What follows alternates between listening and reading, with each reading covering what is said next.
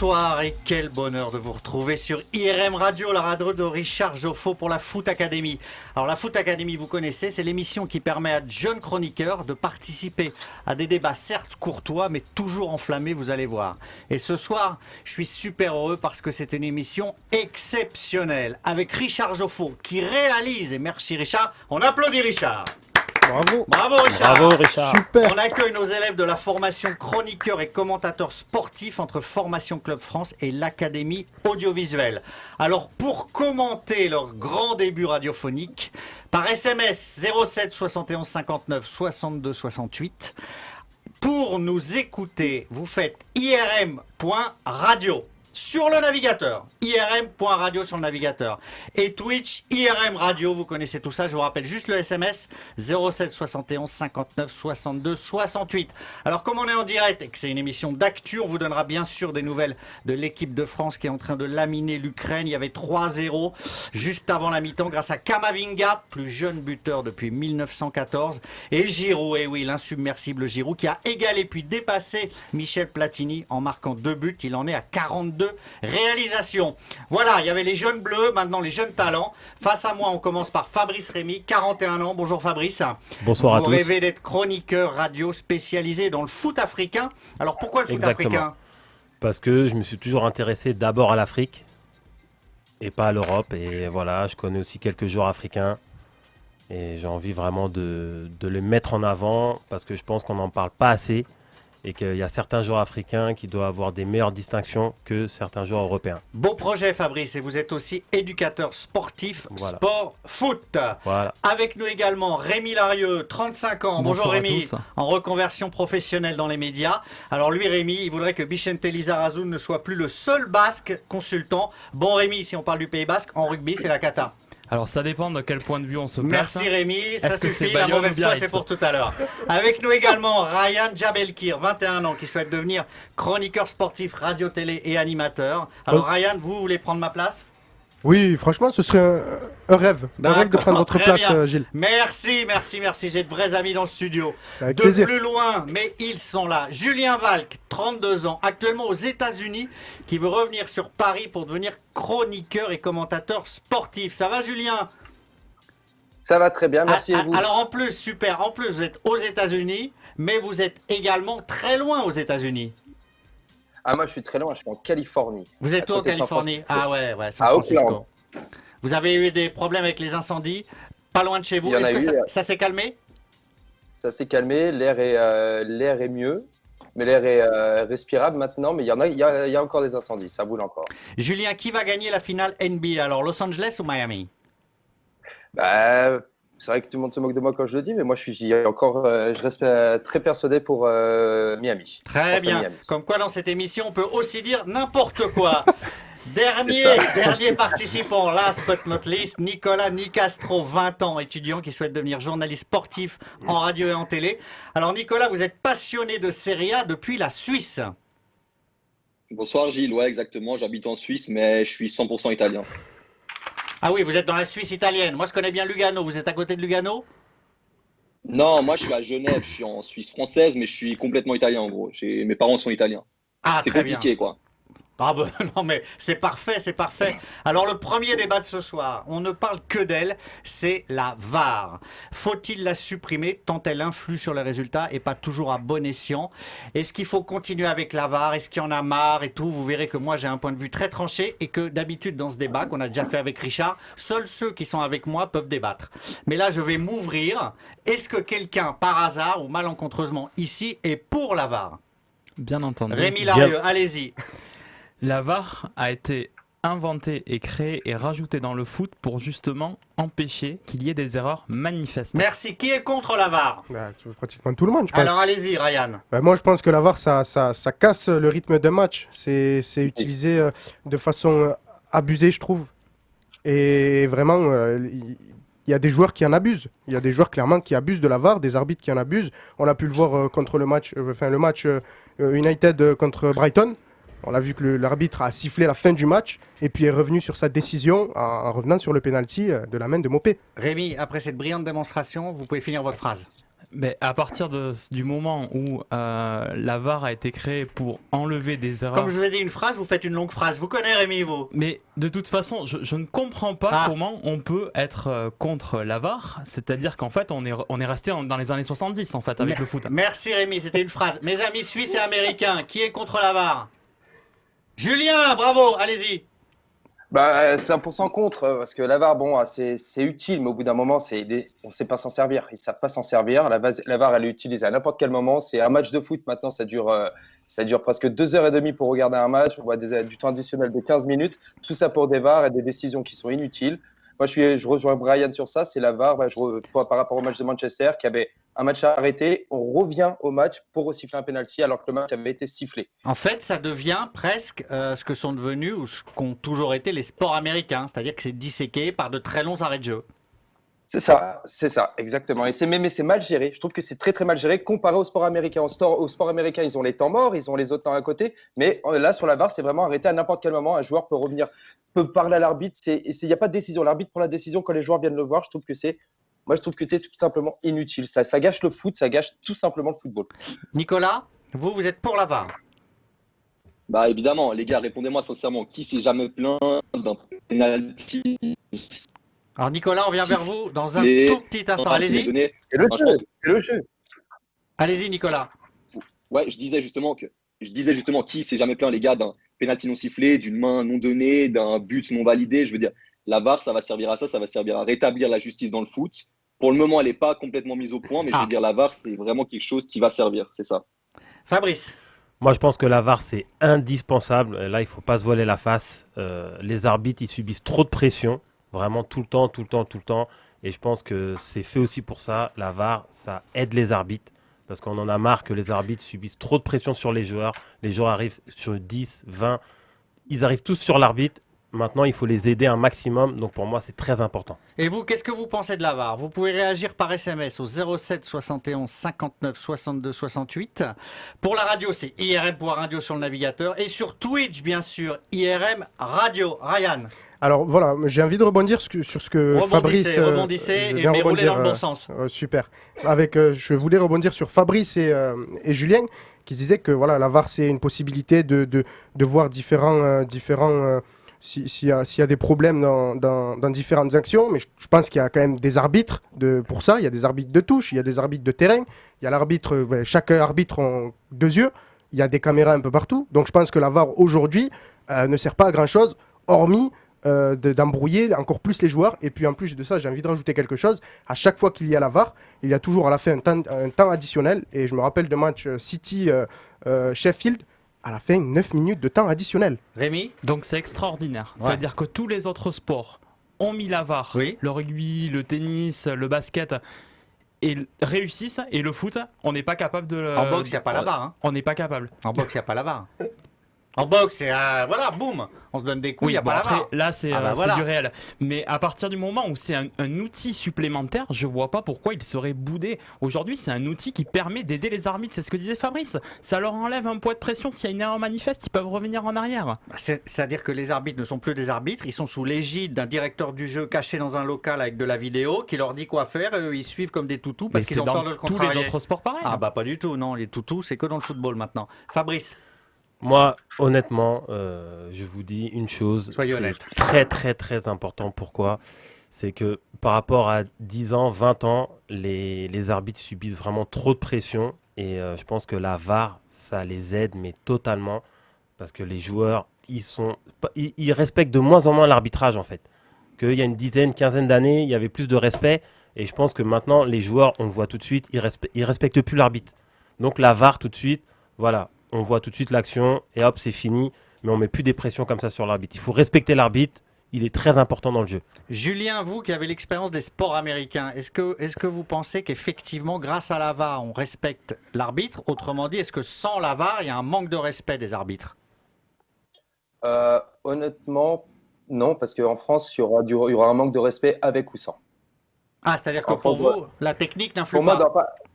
La technique, c'est pas la technique, c'est par rapport à. Enfin, je dis la France et l'Europe. Pour moi, ça n'a rien à voir avec la technique. C'est juste que c'est la mentalité. C'est la mentalité de footballeur. Un footballeur, même, on a tous joué au foot, on a tous râlé quand l'arbitre donne des décisions, même si on a tort, on a toujours du mal à assumer nos torts. Et pour moi, non, la VAR, c'est juste un plus qui ont été rajoutés. Pour moi, être contre l'arbitre, ça faisait partie du football. L'arbitre, quand il signe pour devenir arbitre, il sait qu'il va s'en prendre plein la tronche. Ah, mais ça, il faut respecter l'arbitre, Julien, Je quand le même. Là, sais, Ouais, Julien. je suis tout à fait d'accord qu'il faut respecter l'arbitre. Mais quand il y a des décisions qui sont prises, quand on croit qu'on a raison et que l'arbitre dit, que même si on a raison et que l'arbitre dit qu'on a tort, moi je me rappelle que ça parlait pendant 5-10 minutes et après ça s'arrêtait là. Et après, voilà, on passait à autre chose. Maintenant, ça reste sur la VAR. On est pendant des 10-15 minutes, on discute sur une décision. Et au final, des fois, la décision, on peut le voir et c'est une décision inverse qui est prise. Je vois que Nicolas n'est pas d'accord. Allez-y, Nicolas. Le problème, c'est que s'il y a encore des polémiques par rapport à l'arbitrage, c'est parce que la VAR, elle est mal utilisée. Mais la VAR en soi, c'est un très bon outil. Comme j'ai dit avant, elle va rétablir la justice et l'ordre, justement. Et une fois qu'elle sera vraiment mise au point, il faudrait que tous les arbitres et les instances elles se mettent d'accord pour faire des meilleures règles. Une fois qu'elle sera vraiment mise au point, elle sera indispensable, j'ai envie de dire. Mais Nicolas, excusez-moi, vous dites mal utilisé, mais heureusement qu'il y a des hommes qui interagissent avec l'ordinateur. Si la VAR bien utilisée, il n'y a plus d'interaction humaine, il n'y a que des robots, alors à ce moment-là, vivons comme des robots. La VAR, elle est mal utilisée parce que les règles sont mal faites. Comme j'ai dit, il faut changer les règles pour s'adapter à la VAR. Des règles soient plus claires en tout cas, ouais. Il faut que les règles soient plus claires. Par exemple, celle de la main, celle des pénaltys sifflés, etc. C'est encore avec trop de doutes. Je veux dire, il faut vraiment mettre une règle claire, que les arbitres se mettent d'accord. Et après, la VAR, elle sera vraiment utilisable. Fabrice, moi j'ai une question pour vous. Le problème que j'ai avec la VAR, c'est que pour moi, le football, c'est universel. Un même football, pour tout le monde, tout le temps. La VAR, ça crée l'inégalité. Parce que la VAR, c'est pour les grands matchs, pour les professionnels. Donc on crée un football à deux vitesses. C'est ce que Michel Platini ne voulait pas en son temps. Et moi, je suis tout à fait d'accord avec lui. Voilà pourquoi je ne veux pas de la VAR. Ça, c'est votre avis, Gilles. Ah bah oui, mais absolument, et je le partage, c'est déjà bien. Personnellement, et je pense qu'il y a beaucoup de personnes qui vont être d'accord avec moi, par exemple, on prend une action par exemple, c'est hésitant, la balle elle est rentrée qu'à moitié ou pas à moitié. Et je pense, par exemple, on est sur une finale de Coupe du Monde ou une finale d'Europa League avec beaucoup d'enjeux, de Ligue des Champions. Et je pense que c'est déterminant parce que l'arbitre, il n'est pas souvent bien placé, il ne peut pas forcément voir. Donc s'il refuse le but, bah, là, il y a problème. Donc, c'est pour ça que la VAR, dans ces conditions-là, c'est très, très important. Alors, selon Fabrice, au nom de l'enjeu, il faut donc éviter des erreurs. Mais est-ce que vous ne pensez pas, et je vous pose la question à vous aussi, vous pouvez interagir avec nous, est-ce que vous ne pensez pas que ces actions, justement, où oui, le ballon n'est pas rentré, où il y a eu une erreur, mais qui font partie aujourd'hui, la main de Maradona, par exemple, à la Coupe du Monde, qui font partie aujourd'hui de la légende du football, c'est aussi ça le foot. Donc, est-ce qu'on ne va pas réécrire le football à l'aune de la technologie? Moi, c'est ça qui me fait peur. Personnellement, Gilles, moi, je suis Vous voulez plus d'erreurs. pas d'accord avec vous. Puriste. Voilà, je suis pas d'accord avec vous là-dessus. Pour moi, après, c'est vrai que les générations ont changé. Ça veut dire que maintenant, limite, il y a des joueurs qui font arbitre eux-mêmes, qui veulent prendre les décisions eux-mêmes. Et je pense que ça, malheureusement, des fois, l'arbitre, il est un peu dépassé par les événements. Et grâce à la VAR, bah ça l'aide, il n'y a pas d'autre solution, ça aide. Ryan, répondez-lui. Donc, j'ai une question dans un premier temps à poser à Non, Fabrice. non, pas de question, répondez-lui. D'accord. Répondez-lui. Vous poserez la question tout à l'heure. À qui vous voulez poser une question? À Fabrice et d'accord, très bien. à Julien, j'ai D'accord, allez-y. une question. Allez-y, parce que c'est vous, allez-y. C'est Merci moi qui beaucoup. pose les questions, hein, mais allez-y.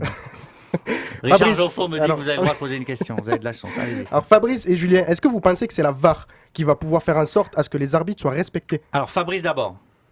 Bien sûr. Vous pensez que c'est un outil Ça aide.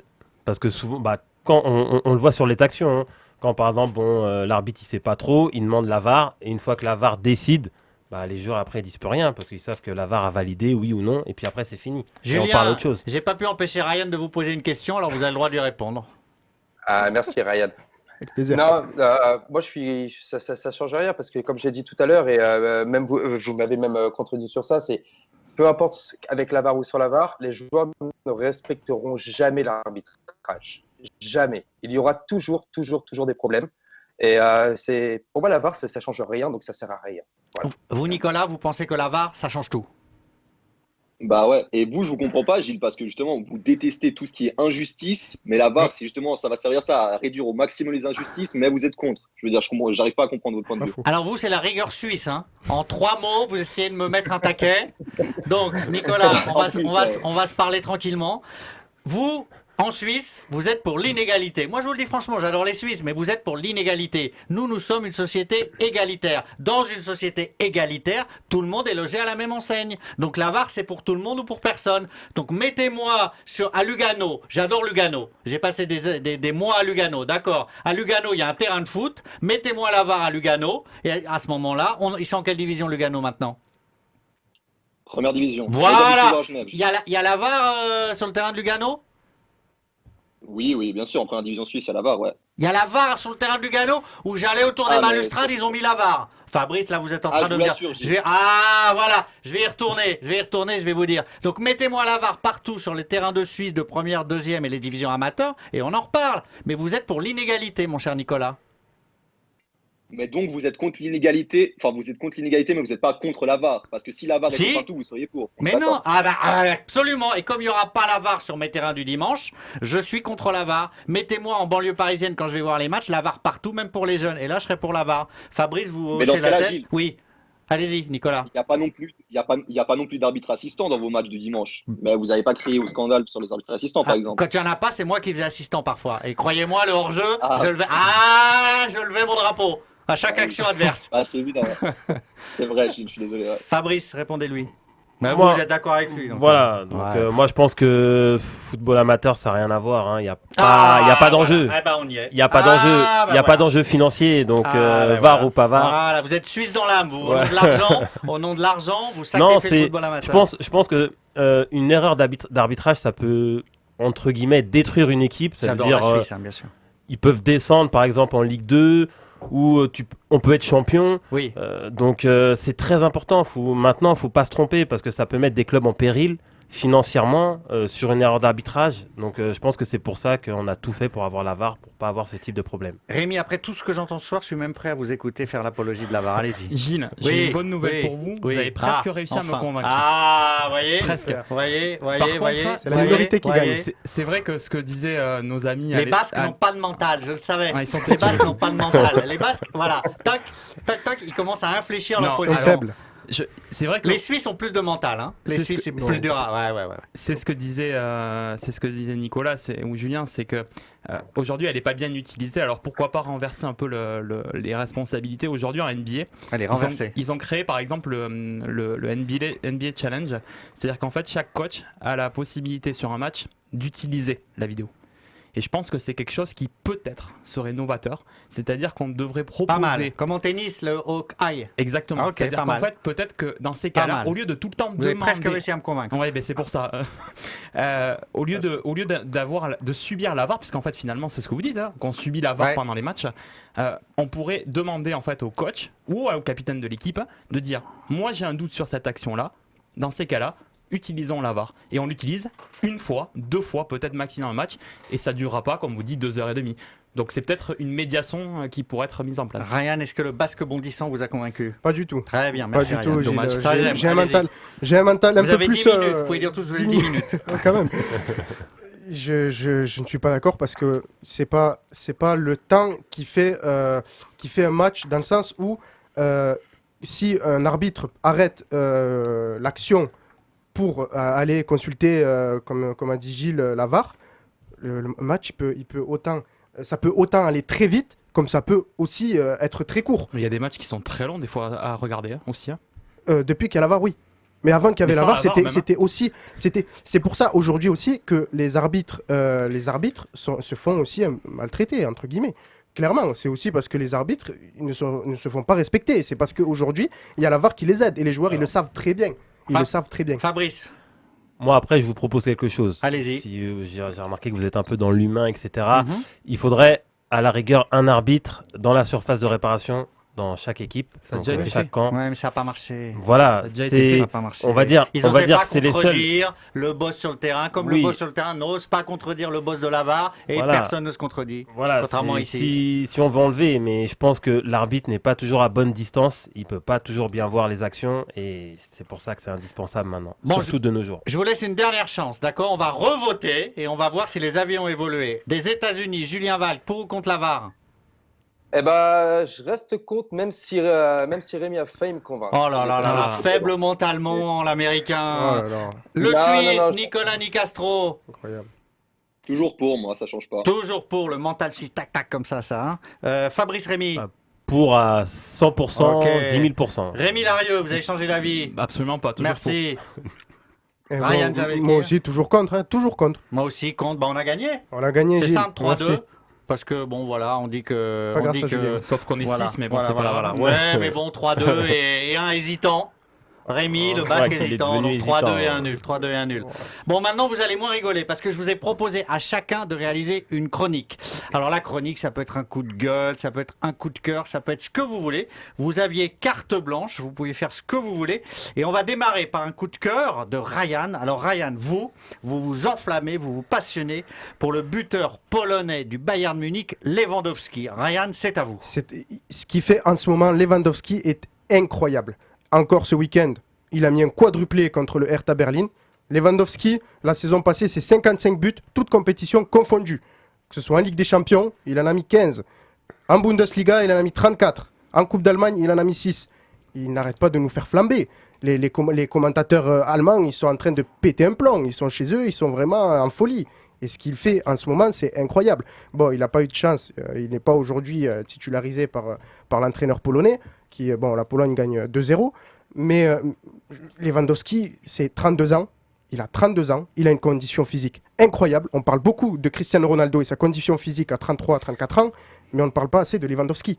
Lewandowski est incroyable. Il a une condition physique impressionnante à 32 ans. C'est un gabarit. Il a de l'agilité. Il est très bon finisseur. Il est très bon. Il dribble magnifiquement bien. J'ai l'impression de voir Pelé à l'époque, clairement. Voilà. Carrément. Ah oui, carrément. Ah oui, oui, je dis les choses, clairement. Moi, j'ai l'impression de voir Pelé, parce que la différence, c'est que Lewandowski, il est grand de taille. Il a un gabarit assez imposant, 1m82, et il est très agile. Donc, il arrive à se jouer de son corps, tout en jouant techniquement bien et en faisant des dingueries aux défenseurs adverses. Je trouve que Lewandowski, aujourd'hui, mérite le Ballon d'Or, même si, en 2021, on sait très Il n'y bien en a pas, c'est dommage. qu'il n'y en aura pas, exactement. Et je trouve ça dommage. Ils auraient pu faire une concession sur le buteur polonais. Rémi, vous avez entendu Ryan qui nous dit que Lewandowski s'est pelé. Qu'est-ce que Alors, vous en pensez? Le problème, c'est que, sauf erreur de ma part, Ryan, vous étiez pas né quand Pelé jouait. Et- Ouh là Si je là dis là pas de là bêtises. là là. Non, Tacle mais sur l'âge. Après, par contre, je suis entièrement d'accord avec vous. C'est-à-dire que je vais pas reprendre ce que vous disiez parce que vous avez entièrement raison, mais le problème, c'est qu'il est pas assez people, Lewandowski. C'est un People, garçon. faut être people pour être Ballon d'Or. Eh ben, il suffit de D'accord. regarder Ronaldo, Messi Possible. ou autre chose. C'est vrai qu'aujourd'hui, malheureusement, il faut aussi briller plus que pour le foot pour pouvoir avoir les lumières sur soi. Sinon, dans ces cas-là, il y a raison. plein de joueurs de foot qui auraient pu être Ballon d'Or qui ne l'ont jamais été. Fabrice, vous le puriste, il faut être people pour être Ballon d'Or? Oui et non. Ah. Je dirais que c'est du 50-50, surtout depuis une dizaine, quinzaine d'années. Mais après, par exemple, on prenait un joueur comme Cannavaro qui a eu le Ballon d'Or. Il n'était pas du tout people. Donc, moi, je dirais qu'après, ça T'es veut rien champion dire. du monde. Oui, mais pas people. Oui. C'était pas un Neymar, Qui un n'a pas eu, lui. Messi ou un Cristiano Ronaldo. En tout cas, moi, je voulais revenir sur Ryan, ce qu'il a dit sur Lewandowski. Donc, dites-moi, Ryan, juste, je voulais vous poser une petite question.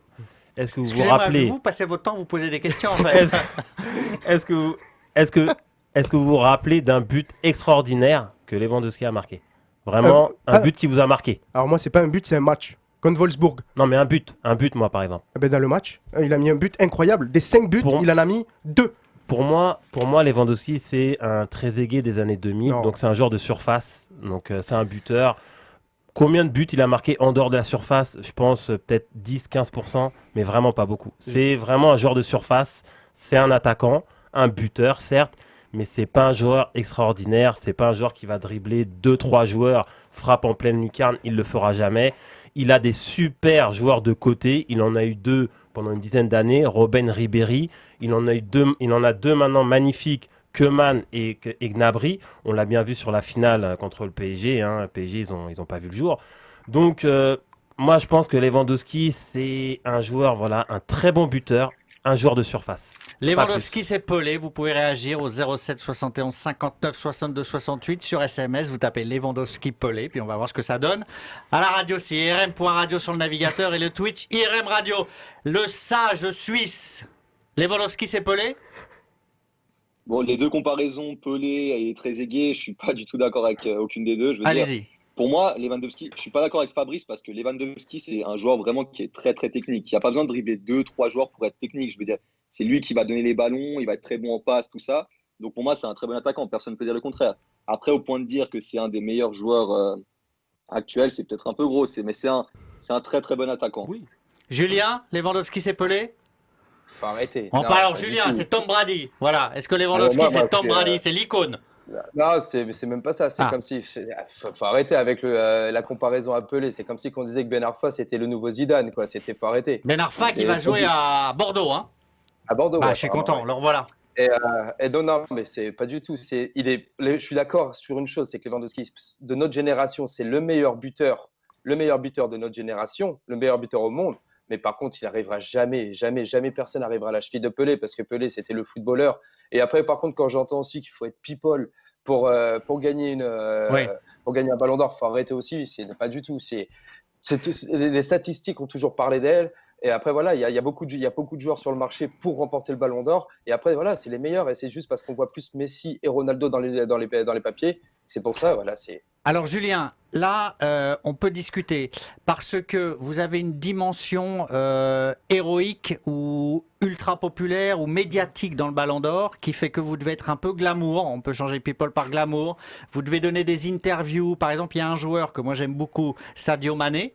L'attaquant sénégalais de Liverpool qui lui a clairement été pénalisé la saison dernière pour le Ballon d'Or parce que il ne s'est mis à faire campagne qu'à l'ultime minute, à donner des interviews. Et le Ballon d'Or, c'est comme les Oscars à Hollywood, hein, mon cher Julien. Si vous faites pas campagne, si vous faites pas du lobbying, vous ratissez pas les voix puisqu'il s'agit de ratisser des voix pour accumuler des points. Je pense que je suis pas d'accord avec vous. Je suis pas d'accord avec vous parce que dans le football, c'est différent parce que c'est sur la qualité du joueur. Moi, je vois des joueurs, un exemple. Quand on regarde Zidane, on le voyait jamais dans la presse, on le voyait jamais nulle part. Il n'a pas eu 15 ballons d'or. Hein. Non, mais voilà, il l'a quand même eu. Mais par contre, oui. après, c'est juste la nouvelle génération. Toute la nouvelle génération, c'est quoi? C'est les réseaux sociaux, c'est tout ce qui est, c'est ça. Donc tous les joueurs de foot aujourd'hui, c'est devenu des modèles. C'est devenu avant tout des modèles avant de devenir des joueurs de foot. C'est pas voilà. Après, c'est la nouvelle génération qui fait qu'il y a autant de modèles maintenant dans les ballons d'or. Nicolas, est-ce que vous pensez-vous qu'il faut être people pour être Ballon d'Or?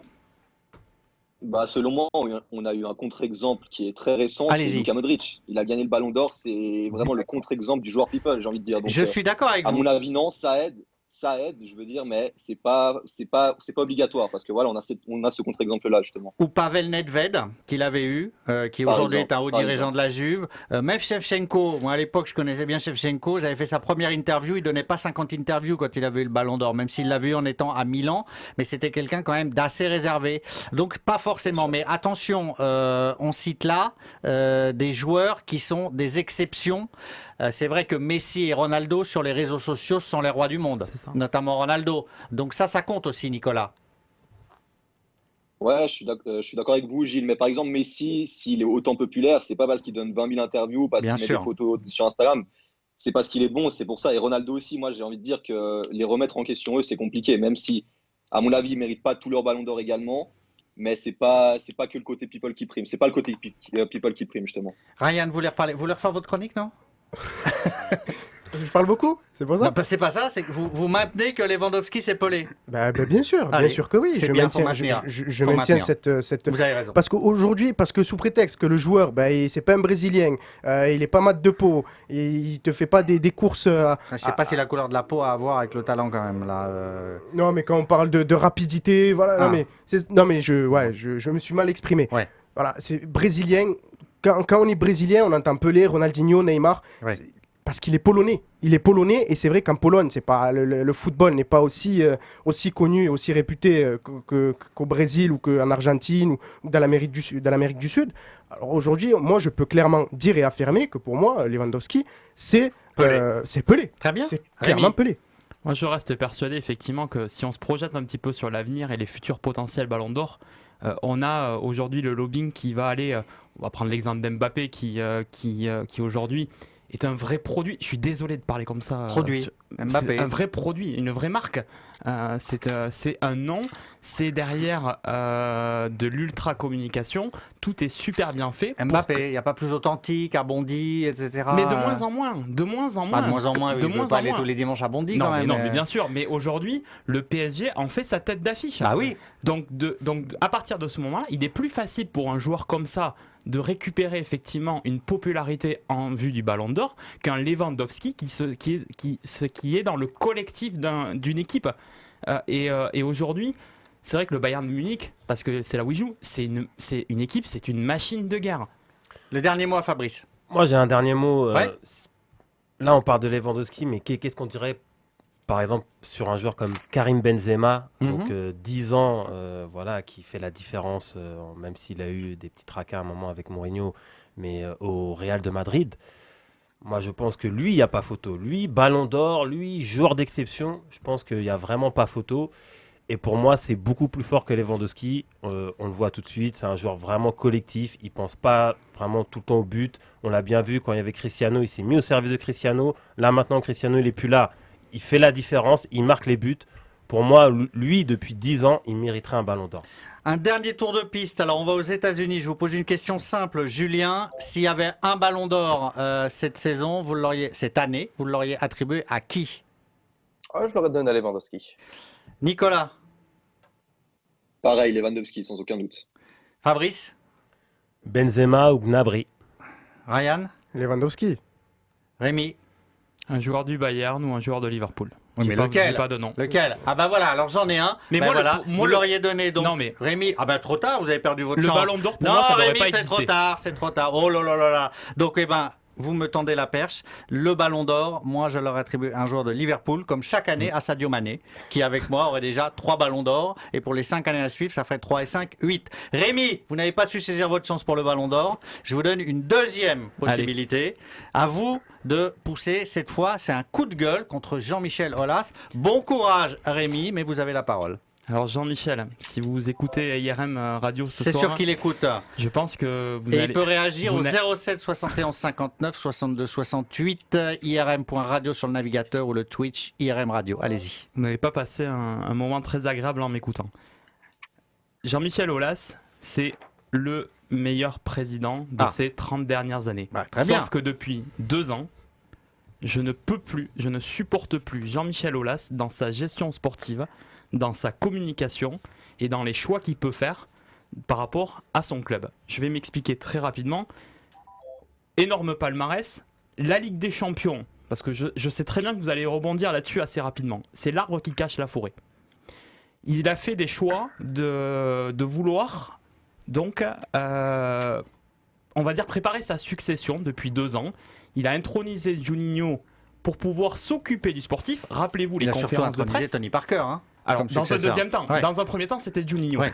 Juninho, il l'a amené en conférence de presse en disant « Moi, maintenant, je ne vais plus m'occuper du sportif, c'est Juninho qui va prendre le relais. » 3 mois après, Juninho et Jean-Michel Aulas doivent se séparer de Silvinho, nommer Rudy Garcia, qui n'était pas un choix de Juninho, qui était un choix du président, puisque le président, 3 mois après, a repris les rênes Ah, donc, du le sportif. président préside.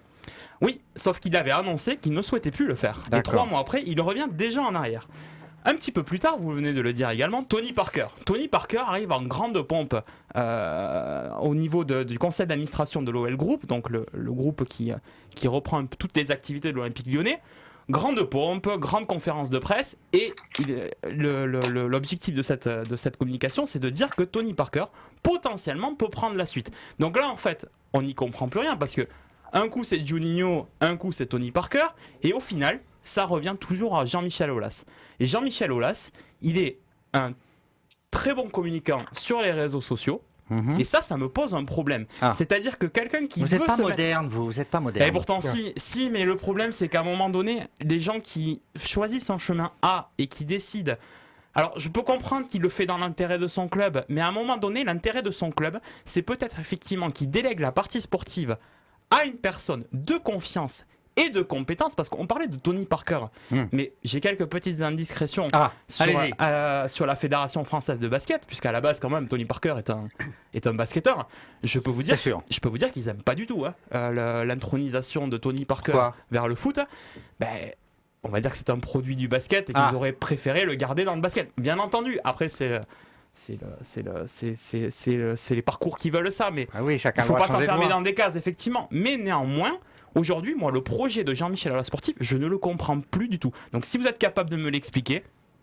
La Suisse va vous l'expliquer. Nicolas, est-ce que vous aimez bien Jean-Michel Aulas? Pour moi, après tout ce qu'Aulas a fait pour l'OL depuis 1987, qui les a repris en deuxième division jusqu'à gagner 7 titres de suite de Ligue 1, il aura l'immunité à vie. Pour moi, il a l'immunité à vie, Aulas. Je veux dire, jusqu'à quand il partira, les supporters de l'OL comme les autres pourront jamais lui en vouloir. Il a créé ce club de ses propres mains. J'ai envie de dire, c'est comme Alex Ferguson. Si Alex Ferguson était encore à la tête de Manchester aujourd'hui, je pense pas que s'il y avait des mauvais résultats, les supporters de Manchester lui en voudraient. Donc pour moi, Aulas, c'est pareil. Il a tellement fait ce club justement avec ses propres mains, il les a emmenés jusqu'à tout en haut vraiment, qu'il aura pour toujours une immunité. Julien, c'est pas un hasard si Jean-Michel Aulas a choisi Tony Parker, d'abord parce que il l'aime beaucoup, mais que Tony Parker aux États-Unis a acquis aussi une dimension à la fois de joueur exceptionnel, mais aussi de businessman et presque avec de par sa proximité avec Popovic, commençait à apprendre peut-être la gestion d'une équipe ou d'un club. Apparemment, c'est ce que j'avais entendu qu'il y pensait, mais moi, je pense que Aulas, c'est comme vous venez de le dire, c'est un businessman. Il a fait tellement déjà pour la ville de Lyon qu'on peut voir, il est irremplaçable. Pour moi, il a créé, enfin, Lyon existait, mais il a recréé la ville de Lyon. Et pour moi, il est irremplaçable et il mourra en tant que président. C'est son souhait et je sais qu'il y arrivera. Donc c'est à nous. C'est vrai que moi, je suis contre Aulas quand je vois ses coups de gueule, quand je vois tous ces interviews. Mais en même temps, c'est à nous de nous habituer. On s'y habitue. Ça fait depuis que j'ai grandi en voyant Aulas râler. Donc voilà, c'est à nous de s'habituer. Moi, je suis contre Aulas, mais je suis pour qu'il reste, voilà, et qu'il continue le plus longtemps possible à Lyon parce que ça égaye la Ligue 1, ça fait partie de la Ligue 1. Alors pour le moment, Rémi fait l'unanimité contre lui. Fabrice, à vous. Moi, Jean-Michel Aulas, honnêtement, c'est le meilleur président de ces 15 dernières ça années. continue. Allez-y. Vraiment, il n'y a pas photo. Alors là, on parle de Jean-Michel Aulas dans sa communication. Ok, alors si par exemple Bernard Tapie est encore président à l'heure actuelle, alors imaginons. Quelqu'un comme Bernard Tapie déjà qui parlait beaucoup, qui avait une aisance incroyable, qui faisait des choses incroyables au bord du terrain. Alors imaginons Bernard Tapie avec les réseaux sociaux, ça aurait été je pense 10 fois pire que Jean-Michel Aulas. Je pense que Jean-Michel Aulas, vraiment, c'est un président sans les milliards du PSG. Ils ont gagné plusieurs titres, ils ont fait des demi-finales Ligue des Champions. Il a su faire un groupe sans forcément avec des stars. Il a le meilleur centre de formation depuis des années et des années. Il sort tout le temps des cracks.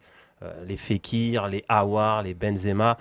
Donc, il n'y a pas photo. Jean-Michel Aulas, c'est le meilleur président de ces 15 dernières années. Ryan, vous allez sauver Rémi ou vous allez Moi, je définitivement suis pas d'accord. Moi, je suis pas d'accord. J'ai envie de. C'est Rémi incroyable. Ils sont tous ici là. Ils sont concertés. Je pense pour Jean-Michel Aulas. C'est pas possible d'entendre tout ça. Ah, vous êtes pour Rémi?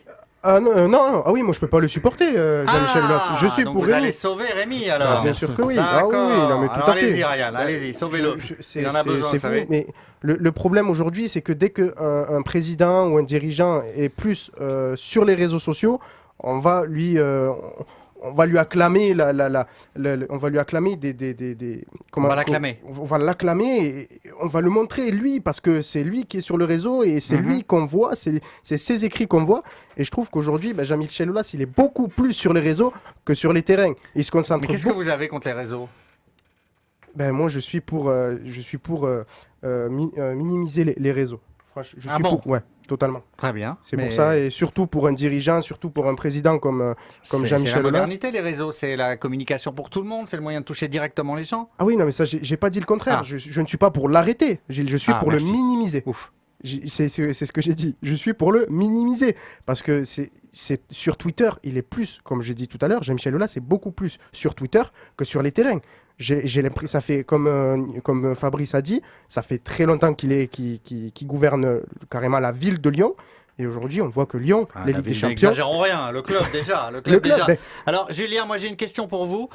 Est-ce qu'aux États-Unis, les présidents de clubs, de quelque sport que ce soit, les responsables des franchises utilisent beaucoup les réseaux sociaux pour communiquer ou est-ce que tout est cloisonné? Les joueurs le font, je crois.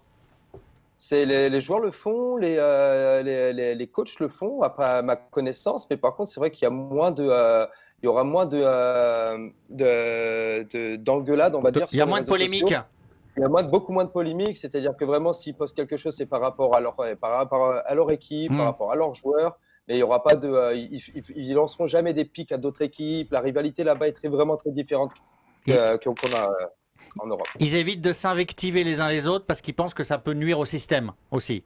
Ben c'est ça nuit. Nous, la seule personne vraiment aussi aux États-Unis qui passe son temps sur les réseaux sociaux, c'est notre président. Donc, c'est le président. Donc, c'est la seule personne qui vraiment passe du temps. Après, tout le reste, nous, il n'y a pas. On voit les photos, on voit les nouvelles, mais sinon, on n'en parle pas de. C'est vraiment plus restreint et plus respecté. Nicolas, comment ça se passe en Italie? Est-ce qu'il y a des polémiques sur les réseaux sociaux? Alors en Italie, on sait que le foot est extrêmement suivi. Les polémiques se passent beaucoup à travers les nombreux quotidiens sportifs, qu'ils soient nationaux ou régionaux.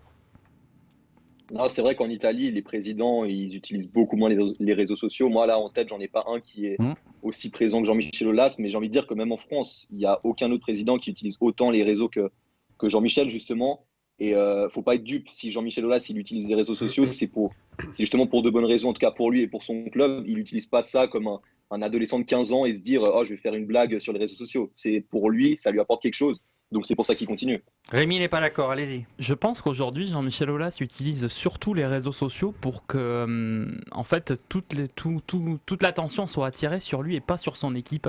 Ah, un bouclier. Il s'offre en bouclier, ça j'aime bien. Et c'est vrai sacrificiel. Ouais, c'est ça. J'ai Sacrificiel. peur qu'en fait on est plus en ce moment dans une situation. En plus, le démarrage de la saison de l'Olympique Lyonnais est à faire pleurer pour les supporters lyonnais. Ils n'ont pas de Coupe d'Europe et je pense que ils ont fait une belle campagne européenne. Ouais, mais je disais oui, mais dans une configuration un peu particulière. Oui, si vous voulez. Oui. Après, en ce moment, tout est particulier. Voilà. Donc, moi, je pense qu'à mon avis, il va faire encore une saison là. Il va tout prendre sur la tête. Il va prier pour que son équipe soit à nouveau européenne l'année prochaine parce que ce serait dramatique pour lui, je pense, si l'Olympique Lyonnais n'est pas encore en Coupe d'Europe la saison prochaine. Et après, derrière, moi, ce que je lui conseille, c'est vraiment passer la main et derrière, nommer quelqu'un qui s'occupe du sportif et que lui, il continue à être donc DG de l'OL Group et qui s'occupe de son business. Aulas, Rémi, Fabrice. Alors moi, je voulais faire un petit clin d'œil sur le foot féminin. Parce que je pense que c'est l'avenir du foot. C'est le meilleur club, l'Olympique Lyonnais. Oui. Ils ont gagné des Coupes d'Europe, Championnat de France, je compte même pas. Et tout ça grâce à qui? Grâce à Jean-Michel Aulas. C'était un des seuls présidents à croire au football féminin. Il a investi énormément de sa personne, personnellement, et d'argent. Et il a amené le club tout en haut du sommet. Et voilà, on a vu les résultats. Il gagne des Coupes d'Europe, il gagne des championnats. Donc je pense qu'il ne faut pas oublier aussi le foot féminin. Il a fait énormément pour ça. Fabrice, je vais vous dire, vous avez fait une belle conclusion. Donc du coup, je vous laisse la parole parce que maintenant, c'est à vous, c'est à votre chronique. Et vous vouliez parler des agents de joueurs. Et pour vous, Fabrice, les agents de joueurs ne sont pas trop puissants. Ils n'extorquent pas de l'argent au club. Ils n'utilisent pas les joueurs pour servir leurs propres intérêts. Non, les agents de joueurs sont indispensables pour vous. Très indispensable, Gilles. Pour moi, ils sont vraiment très importants. Je pense que sans eux, l'économie du football ou le football, je ne sais même pas si il existe. Ils font énormément de sacrifices, ils passent énormément de temps. C'est limite du H24. Ils sacrifient leur famille. Je dis bien leur famille. Alors, on peut me dire, oui, ils gagnent beaucoup d'argent, mais entre l'argent et la famille, je crois qu'on connaît tous la réponse. C'est très important. Je pense que les agents, ils sont vraiment indispensables maintenant de nos jours. Ils font beaucoup de choses. C'est limite des faiseurs de miracles. On l'a vu sur les derniers transferts. Je vais citer un exemple que tout le monde connaît. Choupo-Moting. Bon, faut pas se mentir. C'est un bon joueur, mais c'est pas un joueur pour le Bayern de Munich. Je sais qu'il est dans l'agence Rogon. Qui appartient aussi, où il y a le joueur aussi Tino Kerrer du PSG, Drexler, qui ont des très gros contacts avec le Bayern de Munich. Donc je pense qu'il a un très bon manager. Il a vraiment un très bon manager qui fait que grâce à lui, il a pu rebondir au Bayern de Munich. Qui aurait cru qu'il y a un mois, même pas 3 semaines, Choupo-Moting au Bayern de Munich, il y a un moment donné, il faut pas se mentir, c'est grâce à l'agent. Mais alors, vous êtes en train de dire qu'en fait, ce qui ne prime pas, c'est la valeur intrinsèque du joueur, c'est l'agent qu'il choisit comme trajectoire de carrière. Est-ce que ça, c'est pas un peu un effet pervers? Parce que donc, si vous avez un bon agent, vous allez dans un bon club, et si vous avez un mauvais agent, un mauvais club. Bah, malheureusement, c'est ce qui se passe. Hein. On dit D'accord. l'agent fait le joueur fait l'agent. Mais moi, je pense que de nos jours, c'est plutôt l'inverse. On le voit avec Jorge Mendes, on le voit avec Raiola. Bon, Raiola qui a placé le petit Moïskine. Qui aurait cru pareil que Moïskine allait signer au PSG. Je pense qu'il n'a pas des stats, il n'a pas des grosses stats. Hein. Ces 2-3 dernières années, il a vraiment explosé dans ses tout débuts à la Juventus. Après, il s'est un peu perdu en Angleterre à Everton. Là, il va venir à Paris grâce à qui? Grâce à Raiola qui a des très bonnes connexions avec Leonardo. Et je pense que là, il ne faut pas se mentir. Après, effectivement, je mets une petite parenthèse. Des fois, on en abuse un peu. Jorge Mendes, qui a un club à Wolverhampton, il fait un peu tout le jour, la nuit. C'est lui qui ramène tous ses joueurs. Donc, il y a des effets pervers. Il y a un tout petit effet, voilà, D'accord. pour moi, sur certains. Mais en règle générale, je pense que c'est des gens vraiment qui mettent tout sur leurs joueurs, qui se sacrifient beaucoup. Et que même quand il y a des joueurs, des fois, qui font des, on va dire, pas des trahisons, mais on s'est occupé d'un joueur, par exemple, une quinzaine d'années. Hein. Je prends l'exemple de Marco Verratti du PSG. Donc, il avait un agent italien qui était toujours avec lui, qui l'a connu depuis tout petit. Et au moment de sa deuxième reconduction, je crois, de contrat au PSG, il l'a lâché pour aller avec qui? Voilà, bon, pour aller avec un autre agent. Et ça, je trouve, c'est un peu dégueulasse. C'est le business. Oui. Vous me dites qu'il faut avoir le meilleur agent. Donc après, vous pouvez pas Oui. dire le joueur, lui, Non, il va si, mais il y a un moment donné, quand on a toujours tout fait pour ce pour la joueur, reconnaissance. voilà, il faut un minimum de reconnaissance. Il faut pas aller à droite, à gauche. Tiens, je vais aller parce que Ibrahimovic me l'a présenté, etc. Non, je pense que il faut avoir un minimum de reconnaissance. Nicolas, est-ce que vous pensez que cette toute puissance des agents, c'est finalement une bonne chose pour le football et les joueurs? Non, évidemment pas. Moi, je suis absolument pas d'accord avec Fabrice. Je veux dire, comment on peut dire que les agents, ça fait du bien au football? Au contraire, les agents, je suis d'accord avec vous, Fabrice, ça fait du bien aux joueurs, c'est utile pour les joueurs, mais c'est justement le but de leur métier, de les manager. Par exemple, voilà, un Balotelli avec Raiola qui a réussi à le placer dans n'importe quel club après plusieurs échecs. Mais par contre, c'est à cause justement de ces agents-là que le foot, ça devient le football business, comme on aime l'appeler. Et justement, ça fait tourner le foot dans un business qui ne ressemble plus à grand-chose et qui ne ressemble plus vraiment à un sport. Par exemple, des agents justement qui vont placer leurs propres joueurs dans des clubs, mais pas pour le bien du club ni pour le bien du joueur, mais juste pour toucher des commissions. C'est justement ça qui est en train, je ne vais pas dire tuer le foot, mais pas loin. Et même dans l'autre sens, les directeurs sportifs qui connaissent déjà des agents qui vont plus travailler avec justement leurs recruteurs, etc., et qui vont se contenter d'appeler leur pote agent pour qu'il fasse signer un joueur. C'est vraiment le mal du foot. On est bien sur irm.radio sur le navigateur et sur Twitch IRM Radio. On est bien parce que on est à Paris, on est en Suisse pour parler de l'Italie, on est aux États-Unis. Alors justement, Julien, aux États-Unis sur la côte ouest, est-ce que vous pensez, vous, que la primauté de l'agent, c'est une bonne chose? Vive l'agent! Ah, mais moi, je suis tout à fait d'accord avec Fabrice. Moi, je suis tout à fait d'accord. Un footballeur ne vivrait pas sans agent. C'est juste, moi, la seule chose où je suis contre, moi, c'est les personnes qui se disent agents de football, justement, parce que leur enfant est footballeur professionnel. Les personnes qui n'ont pas d'expérience, je vais parler un exemple de la mère de Radio. Ça, c'est le conseiller familial quasiment, c'est-à-dire ou l'agent qui peut d'ailleurs être diplômé, mais venu de la sphère familiale. Oui, mais alors à ce moment-là, ça crée la proximité et donc le joueur a confiance. Oui, mais après, la confiance, ça s'appelle quoi? Ça s'appelle ne pas couper le cordon. C'est dans la vie, voilà, faut savoir couper le cordon. Moi, c'est la Foot Académie psychanalytique ce soir sur RM Radio. Mais les vrais agents, moi je parle des vrais agents, comme il a dit Fab, c'est des agents qui travaillent, qui ont fait quand même beaucoup d'études, qui se donnent à fond sur les joueurs. Et quand il y a des personnes qui viennent comme ça, parce que leur fils ou leur fille ont un succès énorme et deviennent superstars, et les parents essaient de prendre des bénéfices par rapport à ça, et ben moi je trouve que voilà, c'est eux qui nuisent justement au métier d'agent. Ryan. Alors moi, je suis tout à fait d'accord avec Fabrice et Julien. Je pense que avoir un agent, ça donne une confiance énorme pour le joueur.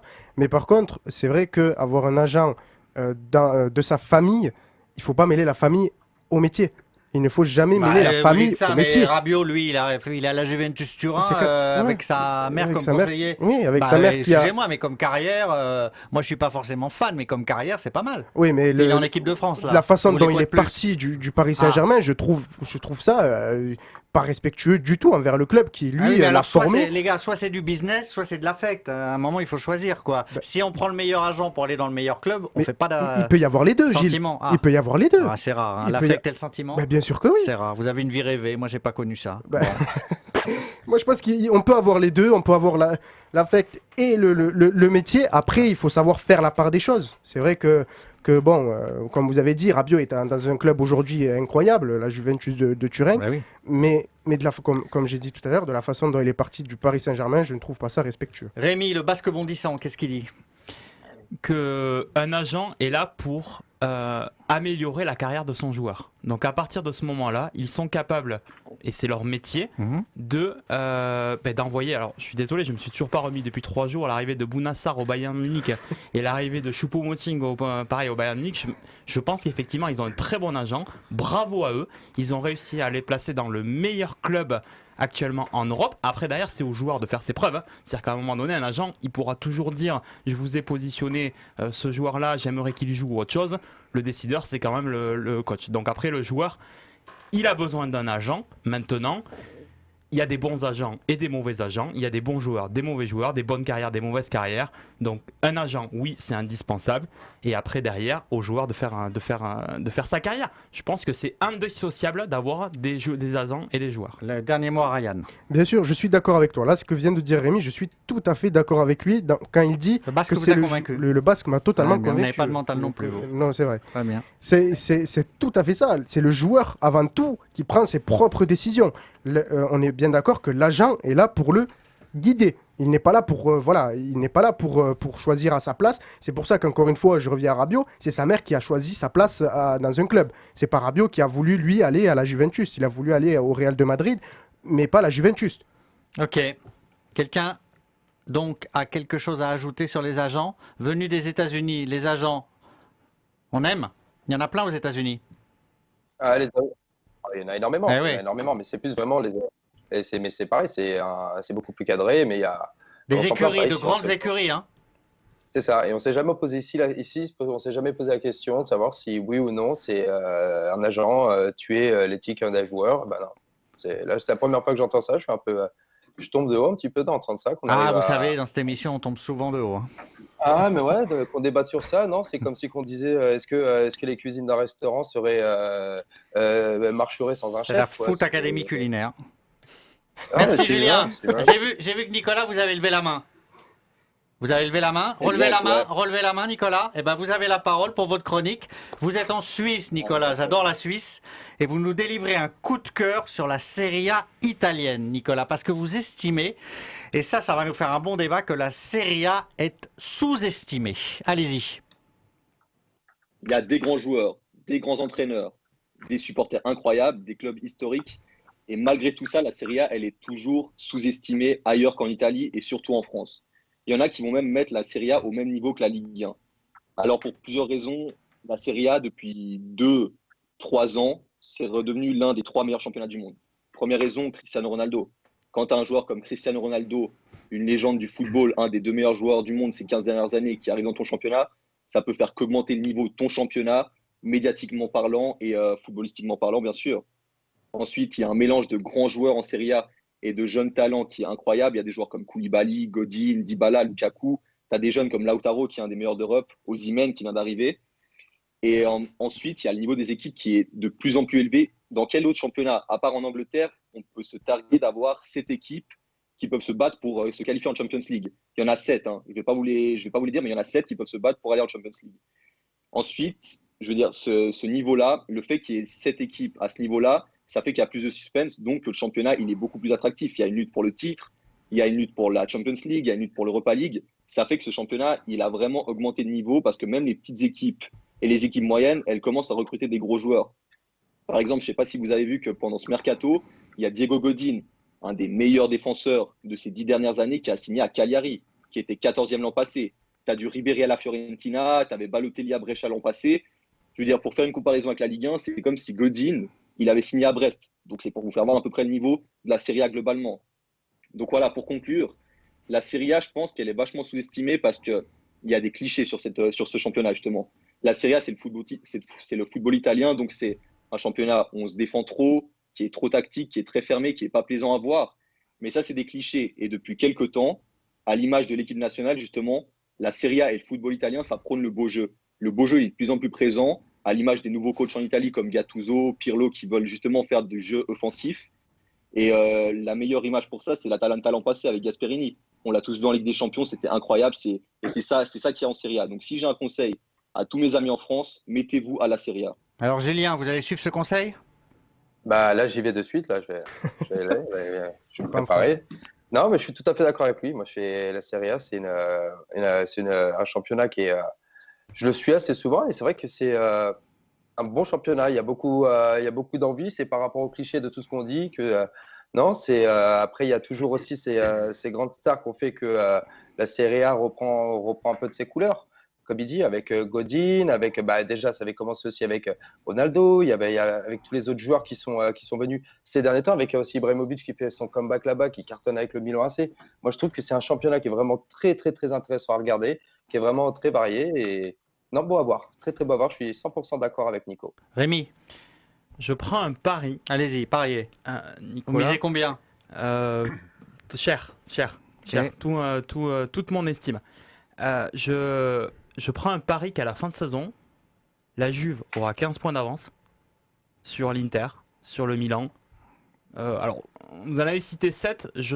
Franchement, je sais pas où sont les 7. Il parlait pour la Ligue des Champions. Oui, mais même. D'accord. Même, parce que si on me cite la Fiorentina, par exemple, dans les 7, je suis pas. Et après, sur les joueurs, vous m'avez cité Godin, vous m'avez cité Ibrahimovic, Balotelli, Ribéry. Donc que des joueurs qui ont, je pense quand même, qui sont en fin de parcours au niveau de leur club, donc au niveau de leur carrière. Donc je pense que dire que la Serie A est attractive, et elle est au-dessus de la Ligue 1, faut pas se leurrer, ça, il n'y a pas de problème. Mais après, c'est pas encore un championnat, c'est un championnat qui est en amélioration, mais pas plus. Alors, Nicolas, répondez à Rémi sur ce point précis. C'est vrai que globalement, l'Italie, c'est un magnifique championnat. À la fin, c'est toujours la Juve qui gagne. Hein. Ouais, mais Rémi, je suis pas sûr que tu as vraiment écouté ma chronique parce que justement, je parlais des Oh là joueurs. là là là là. Non, mais alors là, Rémi était. Ah non, Bah, mais alors là, Nicolas, non. Vous pouvez lui répondre sur le fond parce qu'il vous a écouté. Il était rivé à son micro. On buvait vos paroles. Donc ça, c'est pas vrai. Répondez-moi sur le fond parce que là, vous êtes en difficulté. Vous cherchez à biaiser Nicolas. L'Italie, c'est magnifique et à la fin, c'est la Juve qui est championne. Oui ou non? Eh oui, je l'aime bien Rémi en plus, je l'embête. Mais justement, cette année, le niveau global. Non, mais de c'est toutes moi les qui vous équipes pose la est élevé. question. Est-ce que chaque année en Serie A, c'est un magnifique championnat, mais à la fin, c'est la Juve qui gagne? Je vous réponds, Gilles, je vous réponds. Justement, cette année, ça a changé. Oui ou Parce non? que les équipes, Ah. elles augmentent. Non, oui, Ah mais bon. pas cette année. Ça fait combien? Ah d'accord, ok, d'accord. Donc vous êtes devant. D'accord, Après 5 d'accord. journées, D'accord. Je prends les paris également. Hein. allez. Vous pariez votre estime aussi? Exactement. Ça J'ai les m'intéresse sept équipes pas. aussi, je peux les citer. Il n'y a pas de Fiorentina dedans. Hein. Fabrice, l'Italie, nouvelle mec du football? Moi, je pense que c'est un championnat en deux parties. Hein. Bon, un peu comme tous les championnats en Europe, mais celui-là un peu plus que les autres, pour ma part. Voilà, il y a 6-7 équipes qui se battent entre elles. Après, le reste, c'est vraiment très bas. Hein. Même le niveau, quand on regarde des équipes, je sais pas, Crotone, ces équipes-là, c'est vraiment, vraiment pas terrible. Moi, après, j'ai jamais été un grand fan du championnat italien, bon, pour diverses raisons. Bon, j'en parle ici, mais voilà, c'est des questions aussi un peu de racisme. Hein. C'est souvent là-bas que ça se passe, et je trouve ça dommage. Voilà, parce que bon, le football, c'est universel, et malheureusement, là-bas, souvent, il y a des événements pas top à ce niveau-là. Donc moi, j'ai jamais été, de toute façon, grand fan. Ryan, je vous donne la parole. Juste pour signaler que France-Ukraine, il y a 7-1. Une démonstration française. Bon, il faut dire que l'Ukraine avait une équipe largement affaiblie par des cas positifs au coronavirus, par des difficultés à aligner des joueurs valides ou compétitifs. Mais c'est tout de même un très bon résultat pour la France. Signalons que Camavinga est le plus jeune buteur en bleu depuis 1914, puisqu'il a marqué le premier but, et que Giroud a dépassé Platini comme maître buteur de l'équipe de France. Maintenant, il faut qu'il rattrape Thierry Henry. Ryan, à vous sur l'Italie. En fait, ils me font rire. Voilà, Ah. mes amis me font rire. Bah, c'est bien. Parce que je trouve On est que là pour ça aussi. Hein. mais non, mais c'est fou parce qu'on me dit, je retrouve peut-être 7 clubs qui font l'affaire, qui auront un maximum de points, qui sont très bons. Mais dans tous les championnats, il n'y a pas 20 clubs qui est à 2-3 points de se rattraper. Dans tous les championnats, il y a toujours 10-15 clubs derrière qui suivent pas, et mais qui arrivent à tenir la route. Et je trouve que l'Italie, je rejoins Nicolas pour dire que c'est sous-coté. Pour moi, la Serie A est clairement sous-coté. Après, comme Julien a dit, comme Rémi a dit... Il hoche la tête, Rémi, il est accablé. Rémi, Ouais, vous allez pouvoir répondre. moi, je le suis. Je le suis parce qu'il dit que les joueurs qui sont en fin de parcours, c'est vrai, généralement, les plus jeunes, comme on a pu voir Moïse Kean à la Juventus, les plus jeunes n'arrivent pas forcément à tenir la cadence. Et c'est pour ça que la Serie A prêche un peu pour ramener des pépites et pour être surcoté pour redevenir la Serie A d'avant. Rémi, à votre mou, je vois que vous n'êtes pas convaincu. Je vais repartir sur un autre angle qu'on n'a pas évoqué, mais Oh là, très bien. participation des clubs italiens en Coupe d'Europe. Oui. Ah bah alors la participation des clubs italiens en Coupe d'Europe, ils ont gagné des Ligues des Champions à n'en plus finir. Oui, Tous. il y a longtemps. Bah, il y a longtemps, On oui. par- on par- L'Inter, on parle- le Milan, On parle bien, la Juve, tout ce que vous on voulez parle là. bien actuellement Oui. du niveau de la Serie A. Très bien, allez-y. D'accord. Oui. Sur ces participations en Coupe d'Europe dernièrement, on peut pas dire que ce soit le championnat italien qui truste les premières places de la Ligue des Champions et de l'Europa League. Il y a l'Inter, effectivement, Milan, qui a fait un parcours tout à fait honnête, mais c'est un petit peu, je dirais, le club qui, par contre, lui, pour le coup, commence à être mieux et peut concurrencer, effectivement, la Juventus. Nicolas, vous avez le droit de faire une réponse groupée à tous vos détracteurs, et croyez-moi, ils sont nombreux. Donc ouais, je vais vraiment commencer à croire que Rémi, il a pas écouté ma chronique parce que je disais justement. Oula, mais non, mais à chaque fois, non, mais là, vous le taclez, il n'y a On pas va plus l'attaquer sage un que petit lui, peu. regardez-le, il bouge pas. Je lui ai dit Sage. de pas bouger, il bouge Non, pas mais depuis une heure. Il est supporter toulousain, faut pas trop lui faire de mal en ce moment. Ouais, parce justement. que Toulouse, c'est au Mais, Pays Basque maintenant. juste- Qu'est-ce que vous moi, je racontez, Rémi suis un Toulousain d'adoption, Ah un d'accord, Bayonnais de oh là naissance. là là. Bon, il sait plus ce qu'il dit, très bien. Continuez Nicolas. Il est perdu Rémi, allez-y. Non, mais moi je parlais justement de la Serie A ces 2 dernières années et cette saison en particulier qui va redevenir l'un des championnats principaux. Je suis d'accord avec toi sur le fait que de 2010 à 2018, le championnat de Serie A il a vraiment baissé en niveau à cause de problèmes financiers, etc. Mais là, c'est vraiment en train de revenir. Comme j'ai dit, il y a beaucoup d'équipes qui sont en train de recruter de bons joueurs. Il y a une idée de jeu en commun qui est vraiment plaisante à voir. Donc, je pense vraiment que la Serie A, c'est l'un des championnats qui sera les plus intéressants lors de ces prochaines années, justement. From United States of America, Julien de Californie, vous allez nous parler Oui. de la MLS. La MLS qui a beaucoup changé Ah en oui. 10 ans, mon cher Julien. Ah oui, beaucoup changé. Ils sont de plus en plus nombreux, nos joueurs de foot, à quitter nos championnats européens justement pour vivre ce fameux rêve américain, comme ils le disent si bien.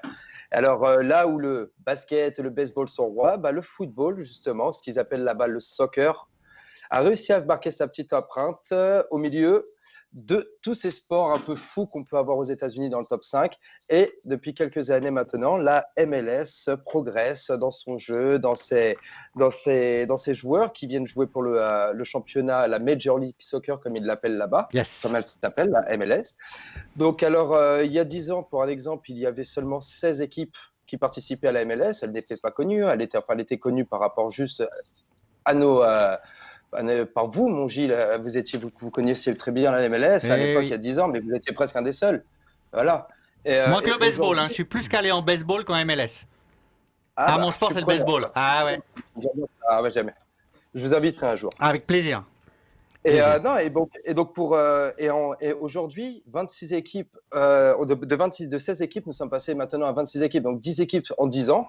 Et on attend pour l'équivalent de 30 équipes au total pour 2023. Donc moi, je pense que la MLS, un peu comme la Serie A, on va dire, hein, c'était un peu sous-coté. Maintenant, ça commence à prendre beaucoup d'ampleur parce qu'il faut savoir qu'il y a quand même un business énorme. Il y a beaucoup de célébrités qui ont repris des clubs. Je vous parle de l'acteur américain que vous connaissez très peu, Will Ferrell. Will Ferrell, c'est le propriétaire des LAFC, l'équipe de Los Angeles. Et on parle aussi de ces grands joueurs qui ont laissé leur empreinte dans la MLS, David Beckham, Ibrahimovic, encore lui, Thierry Henry et d'autres maintenant qui viennent d'arriver. Bref, tout ça pour dire que la MLS continue de grandir, continue de nous surprendre. Et vous verrez qu'un jour, la MLS aura sa rubrique dans d'autres grandes chaînes de football et qu'elle le mérite énormément parce que ces joueurs peu connus, font un travail extraordinaire. Mais moi j'ai deux questions, Julien. Vous qui regardez les matchs, est-ce que le niveau moyen a vraiment augmenté? Est-ce qu'il n'y a pas quand même des faiblesses tactiques, des pertes de balles? Est-ce que c'est un niveau qui vous semble honorable? À l'image d'ailleurs de la sélection américaine, peut-être. Alors vous dites qu'il y a énormément de joueurs étrangers, tant mieux pour améliorer le football, le niveau du football américain. Mais en football féminin, ils sont très forts. La sélection américaine en football masculin piétine. Ah bah, oui, tout est donné par rapport c'est les féminines. C'est vraiment les féminines qu'on fait apporter, vraiment qu'on fait aimer le soccer, on va dire, aux Américains. Non, la MLS, c'est toujours aussi, je ne le cache pas, comparé à la Première Ligue, comparé à la Liga, c'est incomparable. Mais ça peut être comparé par rapport à certaines équipes de la Ligue 1, par exemple. Moi, quand je vois certains matchs en Ligue 1, exemple, désolé mon cher Rémi, mais quand je vois Toulouse, on n'est plus en Ligue 1, mais bon. Toulouse aujourd'hui, on les met en Ligue 2, pardon. Toulouse, aujourd'hui, on les met à côté de Miami. Je suis désolé, mais je pense que Toulouse, vu comme ils sont partis, ils se mangent une branlée face à Miami. Joker. Julien, il y a quelques années, en 1994, quand il y avait eu la Coupe du Monde aux États-Unis, on disait cette Coupe du Monde qui avait été donnée aux États-Unis, qui s'était disputée côte Est et côte Ouest, qui n'était pas facile à suivre. On disait ça va permettre au soccer de se développer et notamment aux jeunes de se licencier, de suivre le football. Est-ce que réellement ça a été le cas? Aujourd'hui, si vous allez dans des cours de récré ou d'université aux États-Unis, est-ce que les jeunes ils continuent pas de jouer au basket, au baseball ou de rêver de footballeurs américains? Toujours, le basket et le baseball resteront toujours les numéros 1, mais par contre le football, ça n'a rien à voir avec la Coupe du Monde 94, parce que 94, moi en étant ici, je peux vous dire que même par rapport à beaucoup d'Américains qui me l'ont dit, ils en avaient rien à foutre, faut dire ce qui est, pardon de mon langage, mais ce qu'il y a, c'est qu'aujourd'hui, c'est que les États-Unis comportent un grand nombre de international dans le pays. Donc, nous avons beaucoup de Mexicains, nous avons beaucoup aussi d'Irlandais, nous avons beaucoup d'Anglais qui sont ici. Et il faut savoir que ces gens-là, ce sont des gens qui sont tout simplement comme nous, amoureux du football, du vrai football. Et donc, on se retrouve, c'est pour ça quand vous regardez sur les championnats américains, vous verrez, il y aura énormément de Mexicains, parce que les Mexicains, c'est vraiment la grande majorité du côté nord-américain. Et sud-américain, nord-américain, et c'est ça. Nicolas, qu'est-ce que vous pensez de la MLS?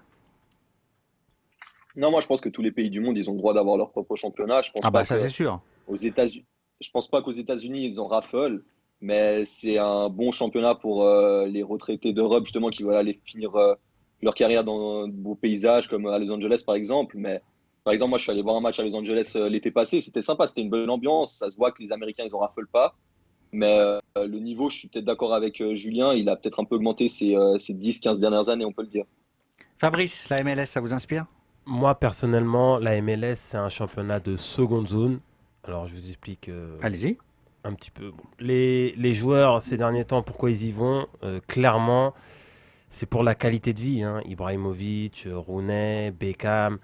Pourquoi ils sont partis là-bas? C'est la qualité de vie. Voilà, quand on vit à Los Angeles ou qu'on vit à New York, la qualité de vie n'est pas pareille qu'en Europe. Et en plus, le niveau, il est vraiment un peu plus bas. Donc, ces joueurs-là peuvent encore bien s'exprimer. Le dernier en date, c'est Blaise Matuidi. Il l'a dit clairement dans un interview. Il est parti là-bas pour changer d'air et la qualité de vie. Il n'a même pas parlé du niveau football. Il a dit c'est la qualité de vie. Je veux que ma famille, mes enfants parlent anglais, etc. Donc, je pense que... Pourquoi maintenant les joueurs vont là-bas à la différence, par exemple, que les pays du Golfe? Parce que dans les pays du Golfe, la qualité de vie est pas top. Il fait 50 degrés pratiquement toute l'année. Je pense qu'aux États-Unis, la qualité de vie est top. Donc tous les joueurs, on leur propose. Il y a eu un ancien Marseillais qui est parti là-bas, Alexandre Reni, maintenant qui est en Chine. Clairement, il est parti à Los Angeles pour la qualité de vie. Je pense qu'elle est top là-bas par rapport à des championnats comme le Qatar ou même aux Émirats Arabes Unis. Maintenant, il se dirige un peu plus vers les États-Unis uniquement pour la qualité de vie. Rémi Larieux. Je pense qu'il y a un problème après. On peut pas comparer encore les championnats européens et le championnat américain parce que c'est un peu le même système en fait qu'en NBA, c'est-à-dire que, et c'est même pire, c'est même plus drastique puisque si je ne dis pas de bêtises, vous avez la possibilité dans les effectifs de MLS d'avoir que 3 joueurs, ce qu'on appelle des joueurs désignés, c'est-à-dire des joueurs qui ont des gros contrats, des gros salaires. Et en fait, Matuidi en est parti, Ibrahimovic ou autre chose, mais finalement après le reste de l'équipe reste des joueurs moyens. Vous n'aurez jamais une équipe avec 10 grosses stars parce que le système ne le permet pas aux États-Unis. C'est comme en NBA. Et donc à partir de ce moment-là, je pense que c'est un plafond de verre. C'est-à-dire que le niveau, il pourra être amélioré par rapport à la formation des joueurs américains. Ça, il n'y a pas de problème, mais pas avec l'arrivée de grandes stars dans le championnat. Ryan. Encore une fois, je vais en revenir sur les réseaux sociaux. C'est encore une fois. Ça, vous avez la haine des réseaux sociaux. Vous c'est êtes pas ça. terrible. C'est que Un vieux dans un corps de jeune. Vous êtes extraordinaire. Ouais, c'est ça, c'est vrai en plus. Hein. Mais non, moi je trouve que les autres championnats, que ce soit Angleterre, l'Espagne, tout ça, est plus médiatisé que les États-Unis. Et puis en plus, faut pas se mentir. Aux États-Unis, c'est que voilà, c'est l'EHPAD. On est tous d'accord pour dire que. Là, vous y allez fort quand même. On va laisser Julien vous répondre. Je le vois qui s'énerve. Le placide Julien. Julien, c'est l'EHPAD ? Non. Ouais, non. Ouais. Il parle d'EHPAD, c'est justement, c'est la vision. Oui, la vision c'est vrai, je suis d'accord avec vous. C'est la vision cliché. Ryan, il est très cliché, hein. Pas de réseaux sociaux, etc. etc. Non, mais faut arrêter. Non, moi, justement, Ryan, je vous invite justement, Ryan, à regarder, ne serait-ce juste un seul match pour voir. Vous m'invitez chez vous ? Je vous demande pas de me regarder tout le temps. Regardez juste un match et vous verrez. Il faut s'y intéresser. C'est comme tout. Moi, quand on regarde la Ligue 1, il y a beaucoup de matchs qui m'endorment. Pourtant, je les regarde et c'est la journée. Et chez moi, je m'endors devant des matchs de Ligue 1. Je me suis jamais endormi devant un match de MLS. Et pourtant, je dis pas que les matchs c'est les meilleurs matchs du monde. J'ai jamais vu encore des matchs comme tel un PSG Barça. J'ai jamais vu ça encore en MLS. Mais il y a des très très très beaux matchs. Et aller au stade, les stades avant la quarantaine, les stades étaient remplis. Les stades étaient quand même remplis. Moi, j'y allais souvent. J'ai les San Jose Earthquakes qui jouent à côté. Et le stade était rempli. Et pourtant, les San Jose Earthquakes, ils sont 26e de leur championnat. Ils étaient 24e de leur championnat. Et son dernier, et là, c'était toujours de l'ambiance. Aux États-Unis, ils s'en manquent de perdre, les supporters. Ils sont là pour passer un bon moment. Vous savez ce qu'on va faire, Julien ? Vous savez ce qu'on va faire, Julien, pour la prochaine émission ? La même émission, la Foot Academy, dans un mois. C'est le mercredi 4 novembre de 22h à 23h30. Ryan, il sera puni. Il nous fera une chronique sur un beau match de MLS. Ça vous va ? Merci. Super, merci beaucoup. On a déjà une chronique choisie. Allez, d'accord ? super. Ça vous va, Ryan ? Ça me va, c'est super. Je peux Ouais. en faire une chronique, bien évidemment. Très bien. Rien ne me fait peur. Alors les amis, vous ne l'ignorez pas, le mercato c'est fini. Eh ben oui, c'est fini, ça a duré très longtemps, il s'est rien passé, puis ça s'est accéléré comme d'habitude dans les dernières 24 heures ou même dans les dernières 3 heures, il y a eu des mouvements. Alors j'ai demandé à chacun d'entre vous de retenir une info mercato, vous m'avez tous dit une, ça suffira pas. Ben déjà vous en avez une. Et Fabrice, vous, alors vous allez nous parler de votre idole absolue, celui qui a un bon agent, celui qui est parti au Bayern Munich, Choupo-Moting, allez-y. Je suis peut-être idole de son agent, mais surtout pas de lui. D'accord. Alors parlez-nous de ce transfert. Non, c'est vraiment plus qu'improbable. Hein. Ah bah oui, vraiment... c'est pour ça que c'est drôle. Qui aurait cru que Choupo-Moting allait signer au Bayern, mais même quand c'est sorti, je pense que les gens pensaient que c'était du Oui, fake. il y a eu beaucoup d'ironie sur les réseaux que déteste Ryan. C'est Voilà, ça. Encore une fois, ça. Ils ont pensé que c'était du fake. Je pense que Choupo-Moting, il a fait quoi ? Je le critique Il pas a mis trop. un but hallucinant Ah ben, que toute voilà, l'Europe il a et mis- le monde a vu. Voilà, face à c'est l'Atalanta, juste. donc, Voilà, bon. voilà, c'est juste l'Atalanta. Bah, mais il y a un but, mais bah, un après, but, hein. mais après, il a rien fait depuis qu'il est arrivé à Paris. Il avait loupé. Oui, limite une l'immanquable. occasion. Ah oui, c'était beau ça. C'était inadmissible. Il a jamais rien fait.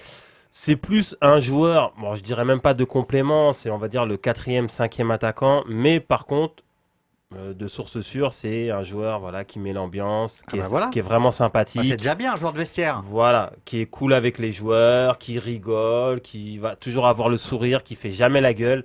Donc peut-être que le Bayern de Munich a besoin de ce joueur-là, de ce type de joueur-là, au niveau de la mentalité. Mais niveau football, faut pas se mentir, il n'a pas le niveau pour le Bayern. Rien de vous dans le mercato, ce n'est pas un départ du PSG, mais c'est une arrivée que vous retenez. C'est Rafinha, je ne comprends pas. Encore une fois, Ah. le PSG, on va dire parce que je suis supporter de Marseille, tout ça, pas du tout. Je reste quand même objectif. Mais qu'est-ce que vous Rafinha, comprenez pas mais alors parce que Patrick Rafinha, Ah. vous avez vu le nombre de milieux centres qu'il y a au Paris Saint-Germain ? il y en a un nombre, c'est incroyable le nombre qu'il y a de milieu centre. On a Paredes, Verratti, Gay, Danilo Pereira qui est arrivé, Sarabia, Herrera, Verratti. On en a trop. On a trop de milieu centre. Donc après Tuchel, je ne sais pas dans quel dispositif il va utiliser Rafinha. Je ne sais pas s'il va le mettre à droite ou à gauche ou peut-être en buteur, peut-être au goal, peut-être voilà. Mais bon, moi je trouve ça encore. C'est Rémi, Rafinha, ça vous inspire? Ben, le Barça a annoncé qu'il l'avait libéré pour service rendu. Ah ouais, c'est une belle phrase ça. Mais c'est ce qu'ils ont dit. En général, on dit ça pour se débarrasser des Voilà. gars, mais bon. Mais je pense qu'ils se sont fait même un malin plaisir de l'envoyer au Paris Saint-Germain en plus. Ah oui, non mais oui. Mais le Barça ont fait un gros coup. Ils se sont débarrassés de Rafinha. Donc Ouais. bon. Je pense parce qu'ils l'ont vraiment libéré en plus. Ils l'ont libéré de Ah sa oui. dernière Ah année oui, de contrat. Fabrice, Rafinha, bon joueur. Il a fait une belle saison. Alors, si je me trompe pas, il était au Celta Vigo. Il a fait une trentaine de matchs. Donc, joueur régulier. Après, effectivement, c'est pas un phénomène. Mais je pense qu'au milieu de terrain, il va apporter un petit plus. Nicolas, Rafinha. Rafinha, c'est un très bon joueur. Ça peut être un bon joker pour le PSG. Après, je suis d'accord avec Ryan. Je pense pas que c'est là où il devait recruter en priorité. Par exemple, le poste de latéral gauche ou celui de défenseur central. Je pense qu'il aurait fallu quelqu'un d'autre comme remplaçant, justement. Et je pense que le PSG, c'est un peu leur problème ces dernières années. C'est d'acheter des joueurs dont ils n'ont pas vraiment besoin. Et après, ils se les traînent pendant des années. Donc, voilà. Julien, moi je suis un peu d'accord avec Rémi et Ryan. Si le Barça libère un joueur, en général, c'est qu'il n'a pas trouvé sa place dans l'effectif. Quoique parfois des joueurs ne s'adaptent pas au Barcelone. Hein. Barcelone est un club qui rejette aussi. Il y a des joueurs qui font des grandes carrières ailleurs qui n'arrivent pas à s'adapter à l'environnement, au système tactique barcelonais. Ouais, moi je pense qu'il peut s'adapter très facilement à Paris. Je pense que c'est un bon choix parce que, comme vous l'avez dit, c'est avec le Barça, il rejette souvent. Et Paris aussi, ça va accueillir, même si Paris, c'est accueillir, mais même si ça va rejeter. Et moi, je pense que Rafinha, il va quand même réussir à faire quelque chose. Je pense qu'il va faire de très bonnes saisons. Il va avoir un temps d'adaptation qui va être assez rapide. Et je pense qu'il a son ami qui est dans le vestiaire, il a ses amis, c'est le vestiaire parisien est 100%, on va dire 90% portugais. Il parle portugais dedans, il y a son ami Neymar, c'est la capitale. Je pense qu'il va arriver à faire, même sur le terrain. Je pense que c'est un très très bon atout pour le PSG. Rémi, vous avez retenu un autre départ du PSG. On a parlé de Choupo-Moting, bon, qui n'a pas été renouvelé. Vous, c'est un départ du PSG qui vous a marqué. Lequel? C'est le départ de Edinson Cavani pour Manchester United. Lui aussi libre, hein, rappelons-le. Libre, qui a eu C'est énormément pas de... une rupture de contrat, Non, c'est voilà, un tout à joueur fait. qui a été laissé libre par Qui le a mis club. énormément de temps finalement à trouver un club, puisqu'il se dit qu'il était très gourmand en salaire dans un premier temps, puisque Manchester l'avait déjà sondé dans un premier temps. Il a signé vraiment en fin de mercato.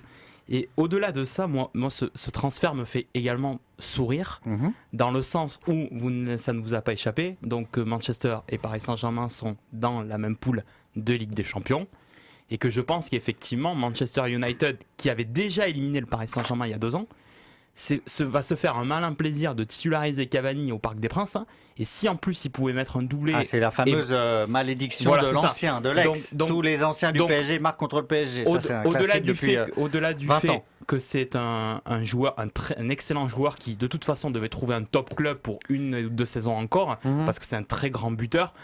Il y a ce côté un peu historique, un peu un peu anecdotique qui fait que on en sourit parce qu'il nous tarde quand même la confrontation à Manchester et Paris. Mais néanmoins, n'oublions pas que, et ça Manchester l'a oublié, que il va être en quatorzaine pendant donc 15 jours, puisque c'est la loi quand on arrive en Angleterre actuellement.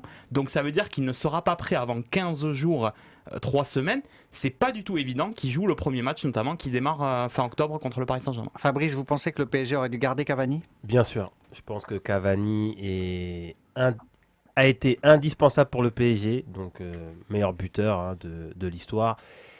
C'est un joueur vraiment spécial pour moi parce que il défend, il attaque, il est au milieu de terrain, il se bat pour les autres, il pense pas qu'à lui-même. Il était beaucoup dans l'ombre d'Ibrahimovic. Quand Ibrahimovic il est parti, il a su faire la différence.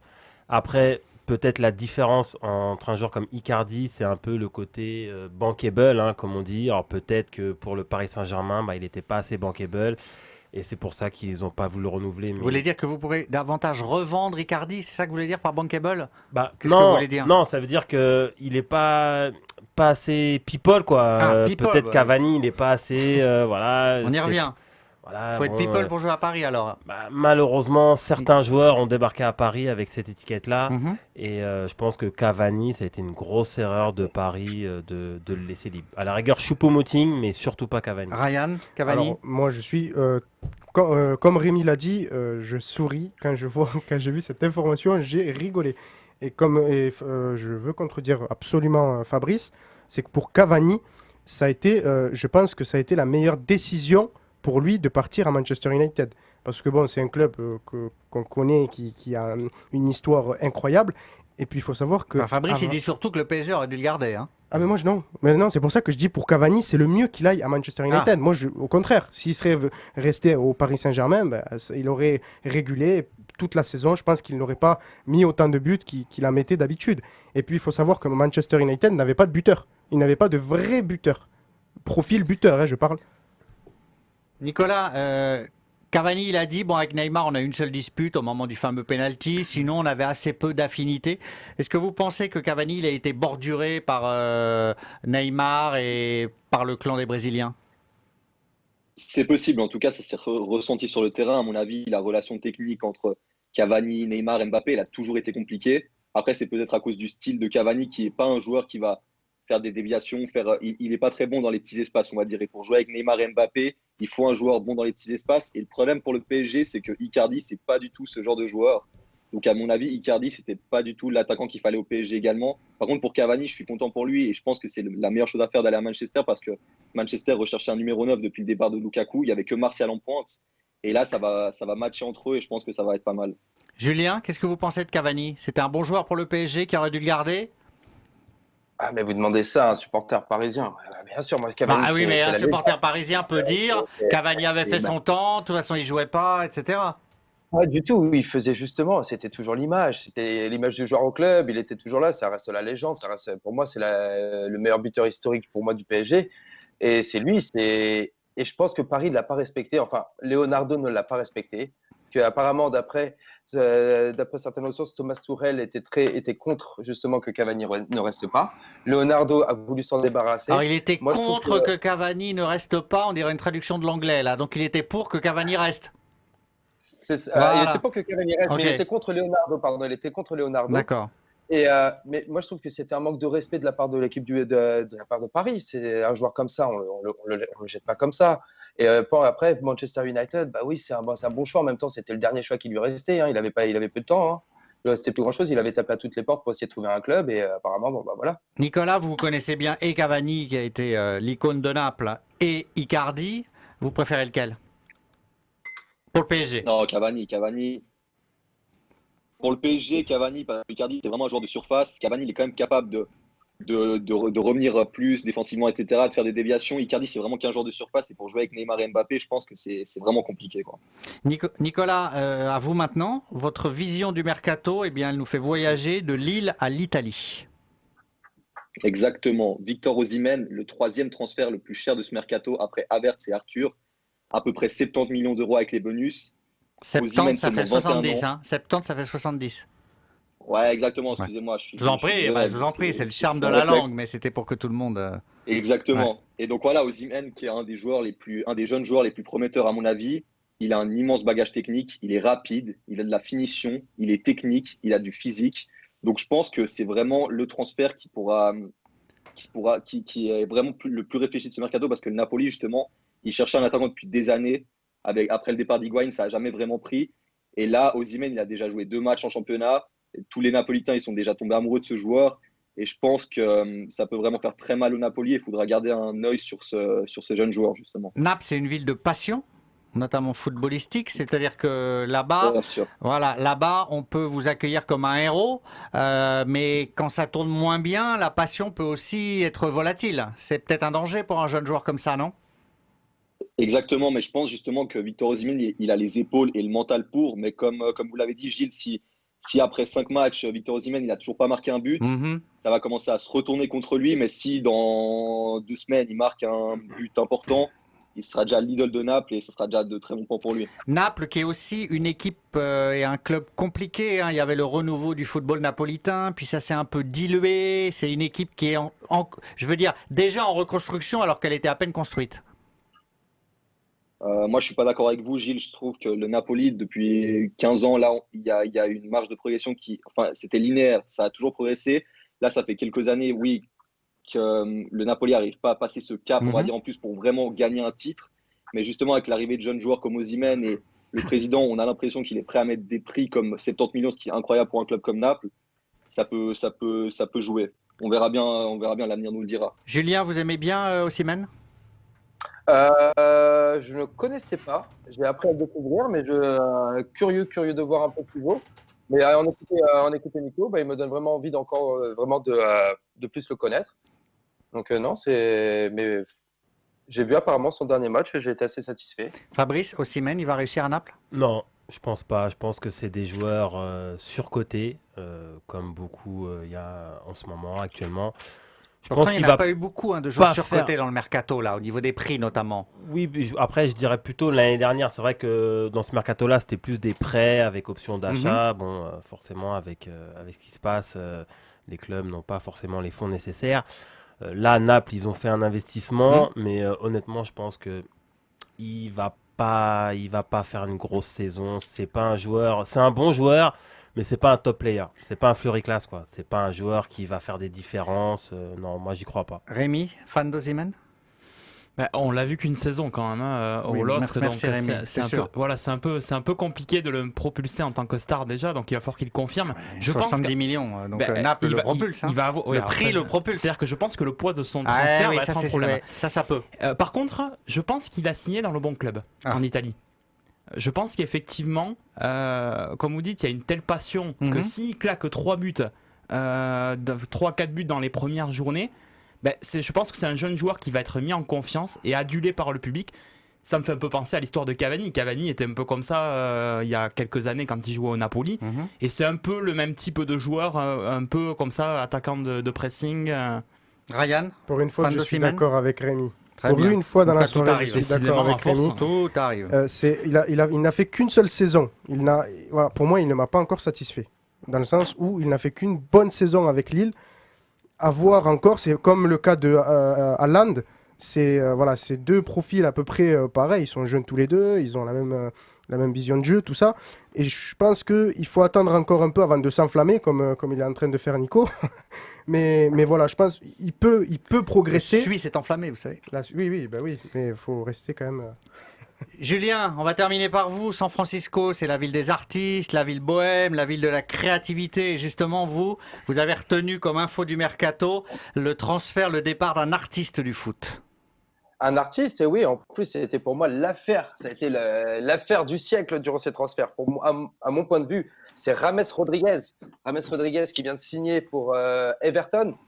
Et tout ça gratuitement, sans rien, un peu comme Raphinha avec le PSG. C'est un joueur qui est arrivé comme ça. Un cadeau qu'on a. Julien, fait à Carlo gratuitement, Ancelotti qui le voulait, on lui a offert.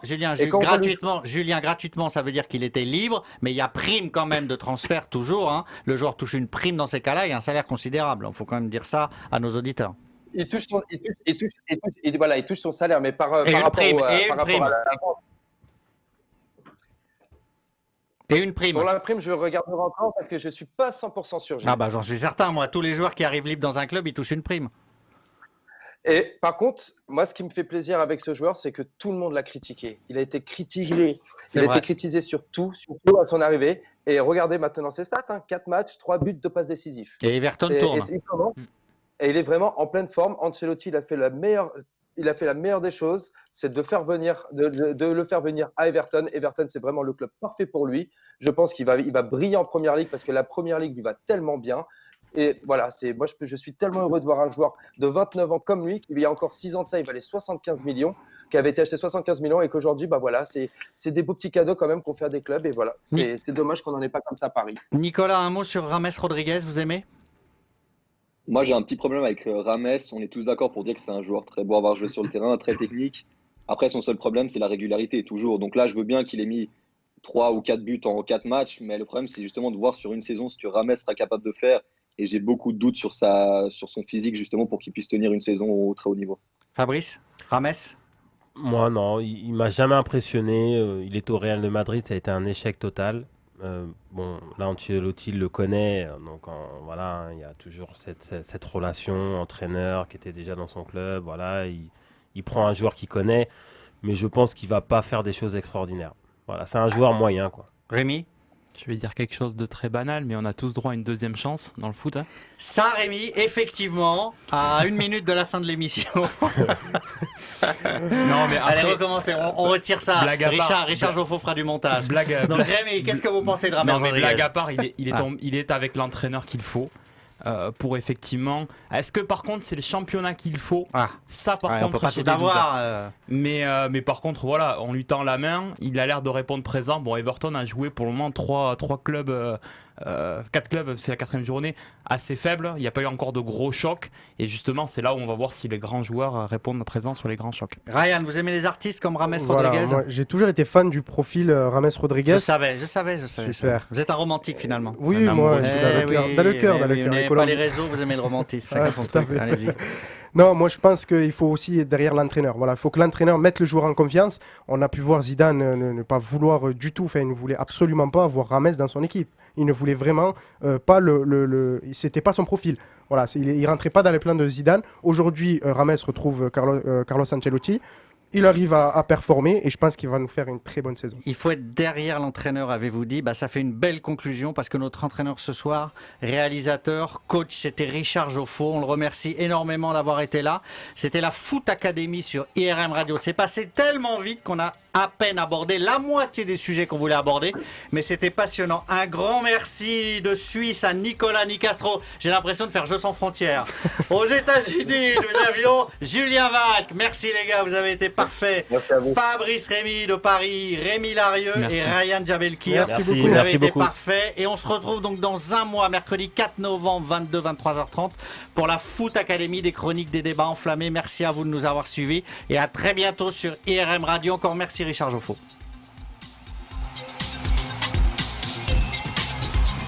Yeah.